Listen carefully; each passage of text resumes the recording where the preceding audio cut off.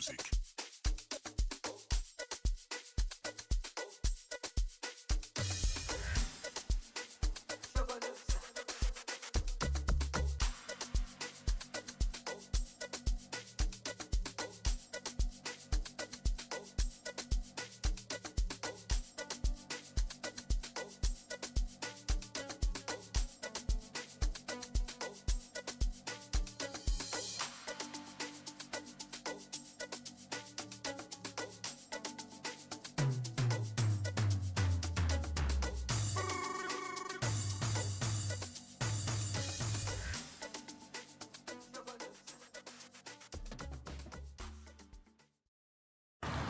Hey guys, how's it going? Welcome to Nigeria Reviews and your boy Ugo. Today we have a 2022 BMW X3.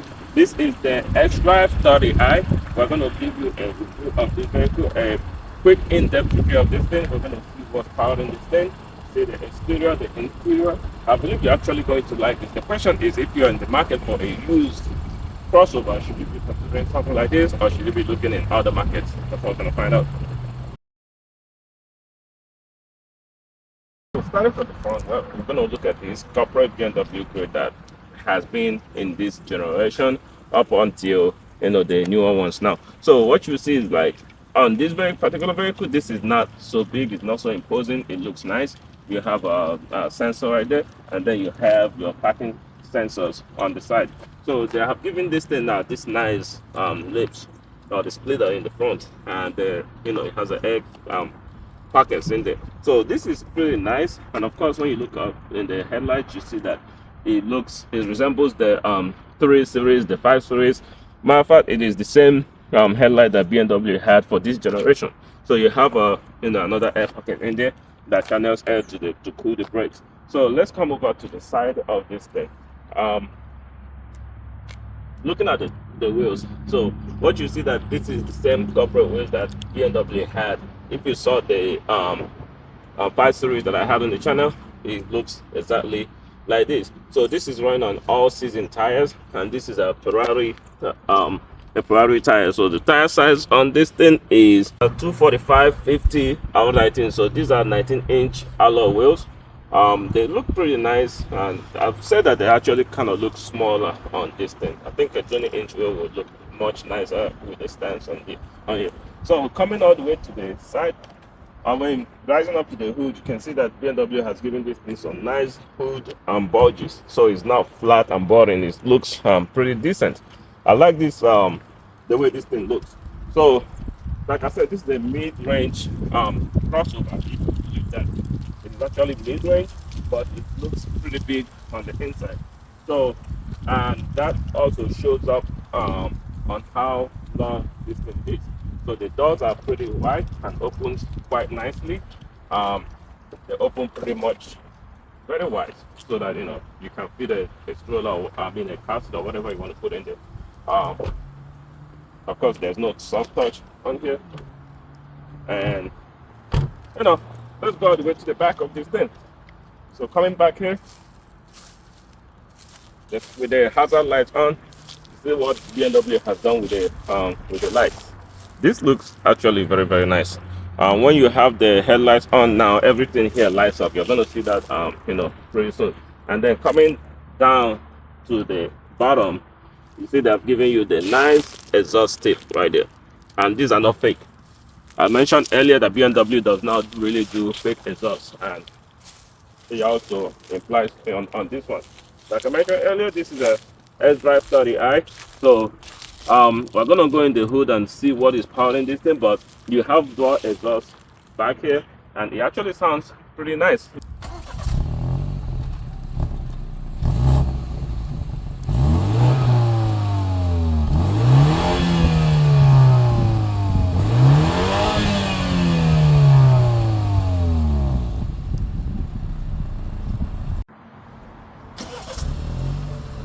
All right, so with the engine on, let's go ahead and rev. So watch that. This is actually pretty cool, because other cars have rev limited. They limit it to like maybe 3,000-4,000 RPMs, but BMW goes all the way to pass 6,500 RPM. So that's actually very nice.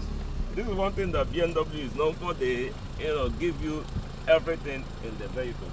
I mean, when it works nice. But this is pretty nice.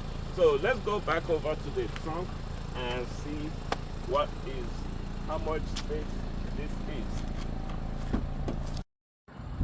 Alright, so with the trunk open, you can see that this is very, very nice and big space. This is quite large, for this category. So apparently this gives you a 28 cubic feet trunk space, but with the seat down, then you have about 60, I think it's 62 cubic feet. So this is quite large. Like I mentioned earlier, this is supposed to be a mid-range SUV. And one thing BMW has also done, they have given you this trunk cover. It comes with the car itself. I know in my in the XQ7 I had to buy the thing to fix it. It didn't come with it, but this is a very nice thing to see. And then you also have a storage space underneath. You can store more stuff in there if you want it to be outside. So this is quite nice. And you have these rails right there. I actually don't know what this does, so let me not pretend like I know what it is. And then down here you have your cigarette lighter right there. So that is very, very nice. Okay, so with that being said, the next thing we're going to do is to go over to the hood and see what is powering this thing. Okay, so with the hood open, so you see what engine BMW has fitted in this thing. It says twin power turbo right there. This is a 2-liter 4-cylinder engine. So this is basically this is a 2-liter engine pushing out 248 horsepower and 258 pound-feet of torque. So this is enough to catapult this thing from 0 to 60 in about 6.1 seconds or 6.2 seconds. Like I mentioned earlier, this is not slow. It's actually one of the faster crossovers out there. Even though it says that it's making 200 in the upper 200 horsepower. So there's also a 4-liter version of this thing. I mean a S-Drive 40i version of this vehicle, and that puts out 300 and I think it's 380 horsepower, and that will now catapult this vehicle from 0 to 60 in the sub 4 seconds. So this is a quick crossover or SUV, whatever you want to call it. So it's nice, if you can maintain this thing. So with that being said, there we go. We're gonna go on the inside and show you what this thing looks like.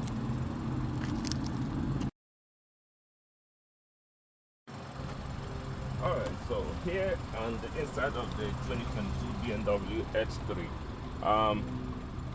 Wow, the first thing you notice is it is very nice in here. It's the typical BMW interior. It looks nice.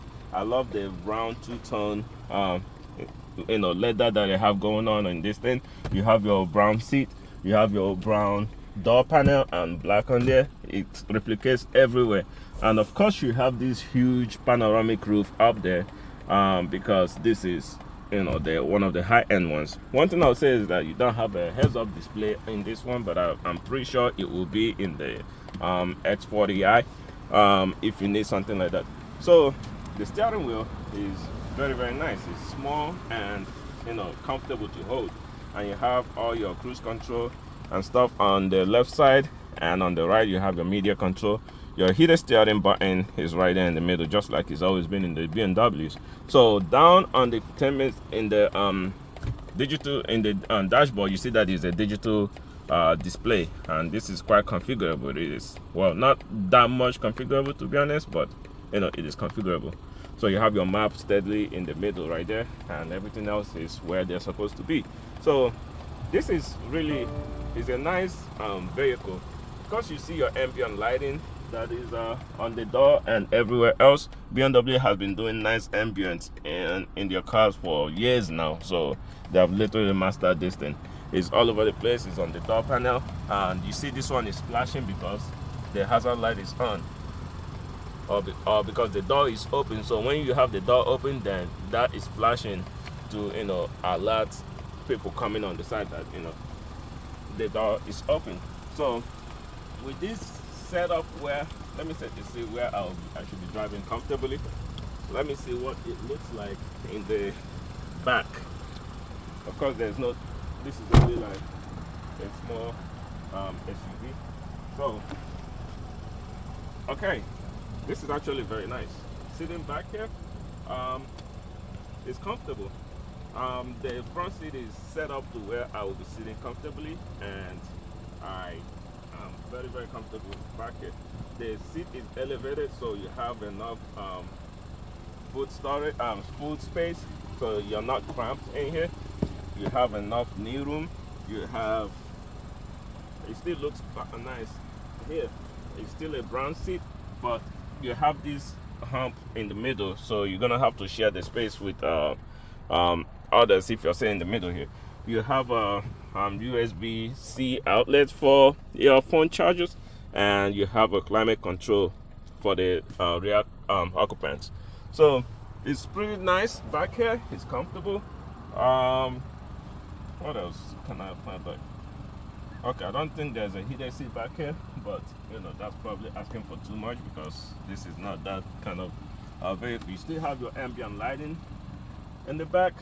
You have a couple cup holders, and let me see, opening, bringing this down, you see that it's a pass-through to the trunk, and that's all it is. And then I think this opens up and probably gives you another cup holder. Yes. So all right.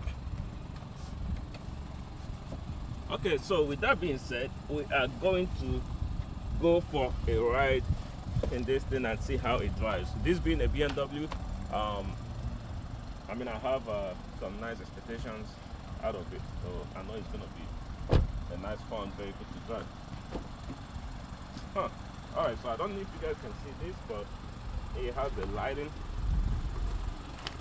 that, you know, makes a very nice design. All right, guys, so let's go for a drive on this thing and see how it drives. All right, so here we are driving the BMW. So putting this in park, I mean in reverse, you can see that nice, you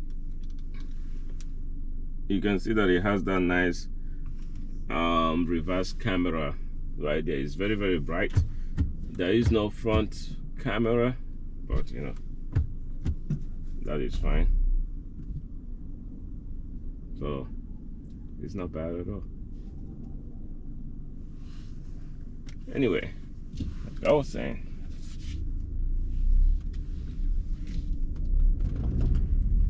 so we're gonna put this in comfort and drive this starting up in comfort.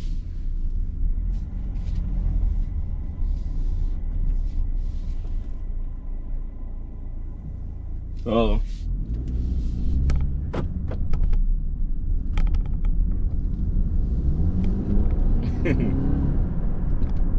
okay, it has a nice pickup on it. It has a nice pickup in comfort, but you know, let's see, once this car's has, all right.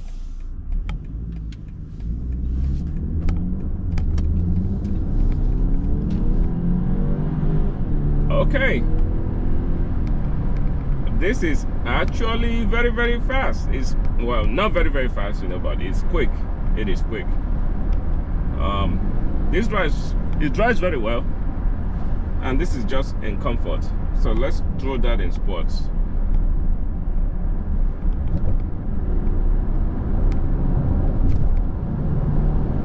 So I noticed that the engine sound changed just a little bit. You know, it became a little bit more refined. It's nicer. those door exhausts back there are not fake, so they actually are doing what they are supposed to do. And I also noticed that, of course, this being a 2022, it has some nice driver assist. So the vehicle is pulling me back to the center lane, and it's trying to keep me centered. Yeah, you can actually drive this. It's relatively hands-free, and you know that you're not gonna, like, you know, get over to the other lane because the steering is moving back and forth. So, which is not bad. The heated seat is very hard. It's very powerful.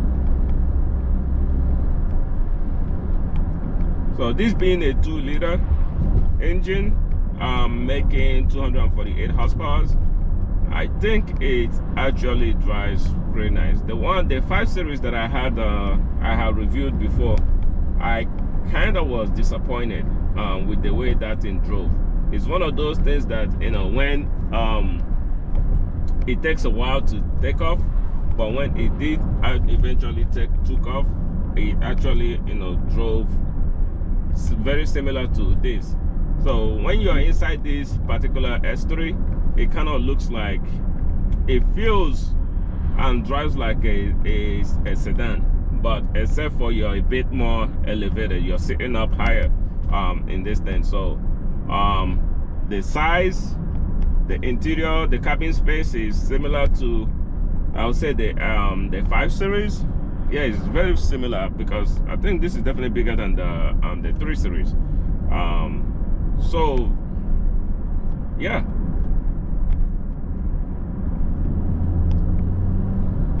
this is nice. It drives like, you know, what you expect a BMW to drive like. Now I'm going to check the turning radius on this thing by doing a U-turn. All right.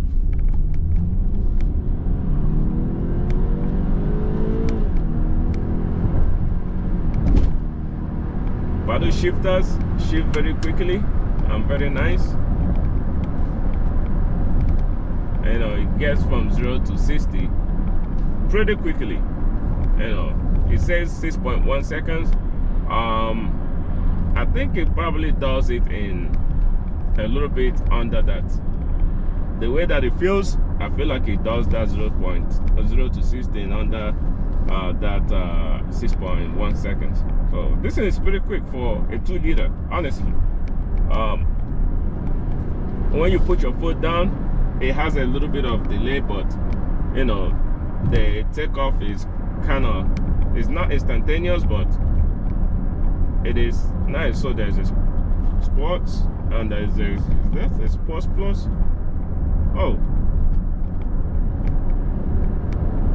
there is a sports plus in this thing. That's amazing. There's actually a sports plus button in this thing. I did not see that coming. Okay, I'm a little bit impressed with the way this thing drives. The suspension feeling on this thing is not bad. It's in sports mode or sports plus, but then we have some kickbacks. It actually has some kickbacks when you that is nice. Like I was saying, the suspension you know, drives very smooth. It's not the most comfortable crossover that you can drive. This does not have air suspension, but what I would say though is that it's very comfortable. It's not a rough driving SUV or crossover, even in Sports Plus. So let's put this back in standard or comfort. Okay. Now it drives like what it's supposed to drive like. It's a nice so I think what people will be comparing this to, if you have the money, is probably between maybe the CRV. Yeah, I think maybe the CRV and the Lexus. Maybe is it the NX or whatever that is. I think that's what you'll probably be comparing these two. And maybe the Toyota RAV4. They should be in the same category. I believe they should be in the same category. But those ones I'm mentioning, of course, you know Toyota is more reliable. I will probably get those vehicles first before I get this, because of the reliability of you know, of BMWs. So I will get that first. Oh, I said BMW and you're saying good evening, how can I help? Awesome. Please try one more time. What's the weather today?